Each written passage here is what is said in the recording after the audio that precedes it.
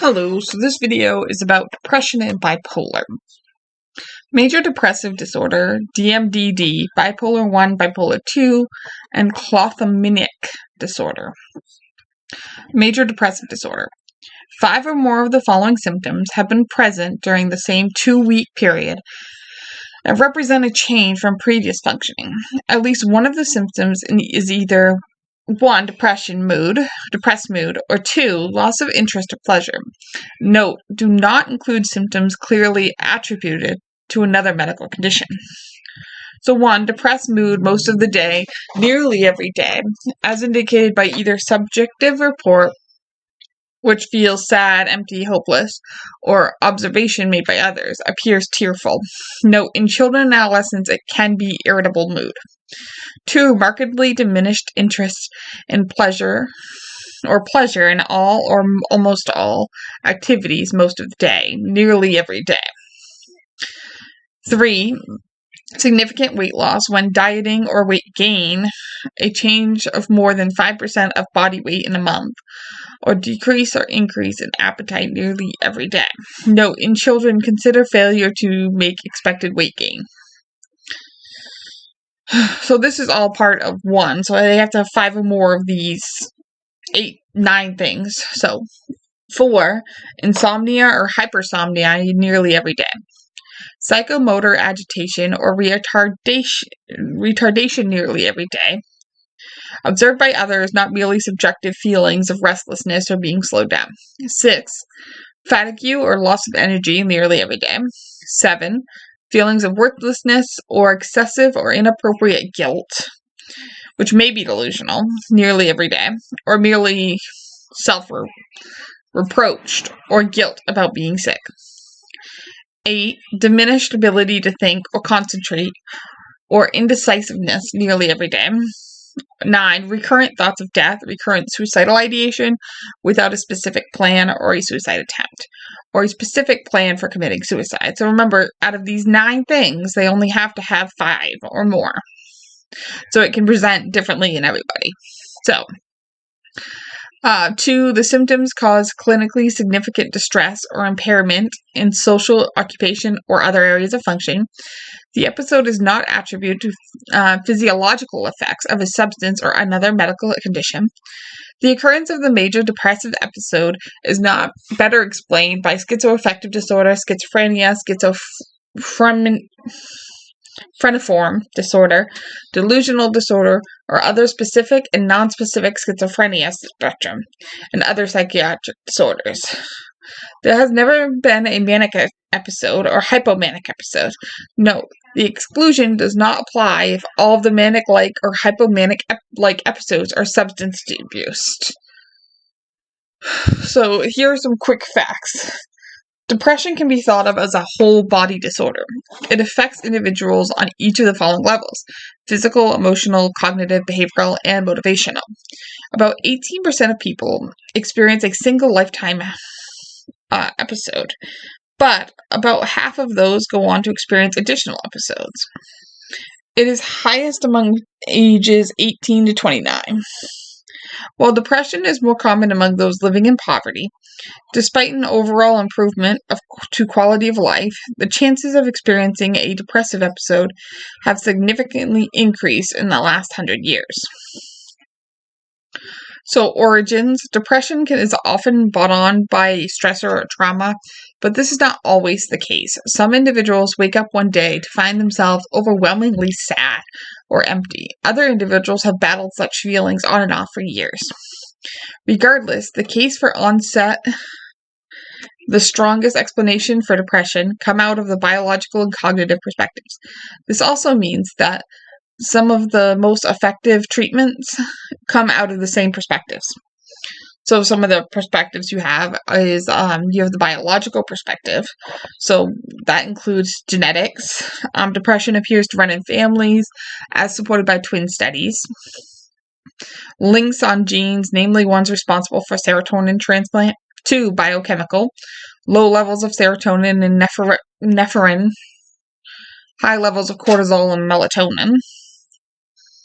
Neuroanatomy, suppression of neurogenesis in the hippocampus. immunological, increased rates and severity of maladies than among the healthy population. Then you have the psychodynamic perspective. Freud asserted that depression results from symbolic or imagined loss. Negative events become equated with the loss of a loved one. You fail to get a big promotion or come to believe it, so your significant other won't respect and love you. Object relation theorists dismiss this and instead assert that depression comes from a lack of safety and or trust in the relationship. Parents who foster dependency in their children are setting them up for depression should a later relationship dissolve or implode. Even though studies show depression can come from a loss, it is not typical. You have the behavioral perspective. Depression comes about when we experience a change in the number or frequency of rewards and or punishments in our lives. How can you use this assertion to explain the higher rate of depression among retired individuals? How can the fact that a person is no longer motivated to involve themselves socially further complicate depression and ultimately support this assertion? You have perspectives, cognitive. According to the Beck's theory of negative thinking patterns are to blame, often because the four maladaptive assumptions are at work. The cognitive triad is a way of describing the cycle and types of negative thinking of a depressed person. Depressed people also have a tendency to draw arbitrary references. Essentially, they see a negative explanation where there is little support for such claim. So, as far as the perspective of cognitive, there's a few key concepts to note. Automatic thoughts, a steady stream of seemingly out-of-control thoughts that suggest personal inadequacy. 2, external locus of control, the belief that nothing is in your control, especially dangerous in cases of pure bad luck. Learned helplessness, this perspective that all of the bad in life is unchangeable and that efforts to improve it would be entirely futile. So now we're moving away from the depressive part of it and moving to the bipolar 1 disorder. Manic episode.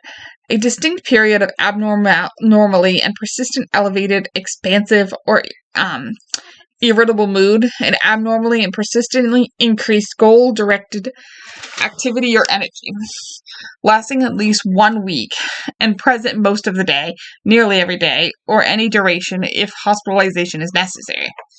During the period of mood disturbance or increased energy or activity, 3 or more of the following symptoms, 4 if the mood is only irritable, are present to significant degree and represent a noticeable change from usual behavior. So they have to have 3 out of these 7. So once again, it can show itself in any way. So inflated self-esteem or grandiosity, decreased need for sleep, more talkative than usual or pressure to keep talking, flight of ideas or subjective experience that thoughts are racing, distractibility as reported or observed, increase in goal-directed activity, either socially or at school or at work or sexually, or psychomotor agitations. 7, excessive involvement in activities that have a high potential for painful consequences. So engaging in unrestrained buying sprees, sexual indiscretions, or foolish business investments. At least 1 lifetime manic episode is required for the diagnosis of bipolar 1. So continued. You also have hypomanic episodes, which are a distinct period of abnormally and persistent elevated, expansive, or irritable mood, and abnormally and persistently increased activity or energy, lasting at least 4 consecutive days and present most of the day, nearly every day. So 2, it has to have the same 2 as above, so it has to have the same 3 or more symptoms out of the 7. 3, the episode is associated with an unequivocal change in functioning that is uncharacteristic of the individual when not symptomatic. 4. The disturbance in mood and the change in functioning are observable by others. 5. The episode is not severe enough to cause marked impairment in social or occupational functioning, or to necessitate hospitalization. If there are psychotic features, the episode is, by definition, manic. Continue. Note. Same as above, manic episodes are common in bipolar 1 disorder, but are not required for the diagnosis of bipolar 1. Major depressive episodes, same as above. So as we've talked about as the depression above, it's pretty much the same thing here. Major depressive episodes are common in bipolar 1, but not required for the diagnosis. So bipolar 2 disorder. For the diagnosis of bipolar 2 disorder, it is necessary to meet the following criteria for a current or past hypomanic episode, and the following criteria for a current or past major depressive episodes. So it says hypomanic episode, same as above, so that would be this part right here. So they have to have 3 of these 7 again, and then follow this that we went over. And then it says the same for major depressive episode as above, so that's up there as well. And then we have disruptive mood dysregulation disorder, so DMDD. Severe recurrent temper outbursts manifested verbally and or behaviorally that are grossly out of proportion in intensity and or duration to the situation and provocation. There we go, provocation. The temper outbursts are inconsistent with developmental level. The temper outbursts occur on average 3 or more times per week. The mood between temper outbursts is persistently irritable or anger most of the day, nearly every day, and is observable by others. 5. Criteria A through D have been present in 12 or more months. Throughout the time, the individual has not had a period of lasting 3 or more consecutive months without all of the symptoms in criteria A through D. Criteria A and D are present in at least 2 or 3 settings and are severe in at least one of these. The diagnosis should not be made for the first time before age 6 years or after age 18 years. By history or observation, the age at onset of criteria A through E is before 10 years. There has never been a distinct period lasting more than 1 day during which the full symptom criteria, except duration, for a manic or hypomanic episode have not been met.